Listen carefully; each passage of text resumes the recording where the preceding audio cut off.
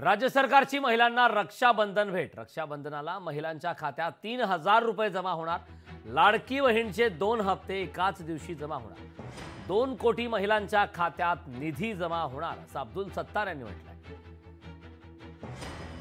लाडकी बहीण योजनेच्या बद्दल मी तुम्हाला एकच गॅरंटीने बोलल का ही योजना इतकी लोकप्रिय होईल का मध्य प्रदेशपेक्षा ही महाराष्ट्रामधली ही लाडली बहीण योजना आणि त्याला तरतूद त्याला महिन्या 19 तारखेला जे काही आमचा सरकारच्या माध्यमातून आजच्या कॅबिनेटमध्ये जी चर्चा झाली ते सन्माननीय मुख्यमंत्री महोदय त्यांच्या याच्यामध्ये बोलतील। परंतु मी आपल्याला इतकीच गॅरंटी देईल का 19 तारखेला रक्षाबंधनाच्या दिवशी कमीत कमी 2 कोटी बहिणीच्या अकाउंटवर 3-3 हजार रुपये जातील। लोकशाही मराठी ऐका, पहा, जागरूक रहा।